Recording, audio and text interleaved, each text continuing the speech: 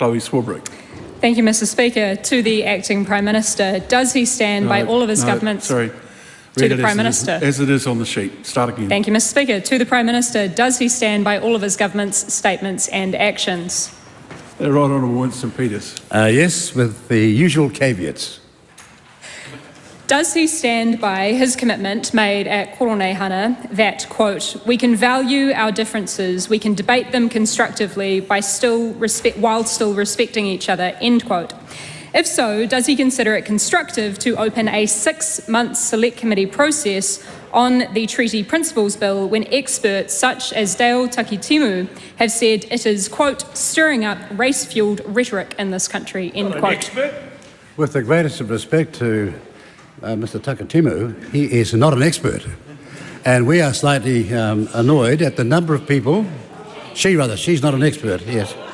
Well, they and them, I'm talking to the Greens now, right? But they're not an expert. And we are sick and tired of people stomping past 5 leading judges from 1987. Beg your pardon?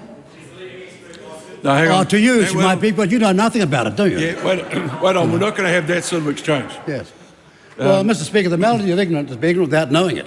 That's what you heard over there. So our point is, of course, we want discussion and consultation on the widest number of things. And democracy sometimes takes time. Does he stand by his statements that a referendum on Te Tiriti would be, quote, divisive and unhelpful, end quote? And if so, why is his cabinet seeking advice on holding a referendum on the Treaty Principles Bill? Sometimes in life, as in politics, chronology matters. If the bill doesn't get into the second reading or the third reading, there will not be a referendum, will there? So accordingly, some of us are not concerned about that. Can the Prime Minister think of anything that is a bigger waste of the public's time than allowing a 6-month-long select committee process on a divisive so-called Treaty Principles Bill when the majority of government has already committed to opposing that very bill? With respect, often the legislation comes to this House, often with a chance of possibly passing and sometimes no chance, but we don't, as a Parliament, say we won't discuss it. And that's where we sit in terms of our democratic process. But I can think of all sorts of court cases which are a gross waste of the public's time and money, and where the mahi is being done when the person's not even here. And of course the court cases now involving taxpayers paying for the court proceedings as we speak. And that member from the Green Party would know all about that case, wouldn't she?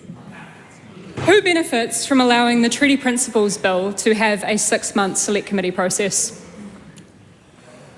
Well, the reality is that on this side of the House, we've always been open-minded, prepared to hear others' views and to have a discussion. And that's what we were saying when we looked at this matter, and we still look forward to that process.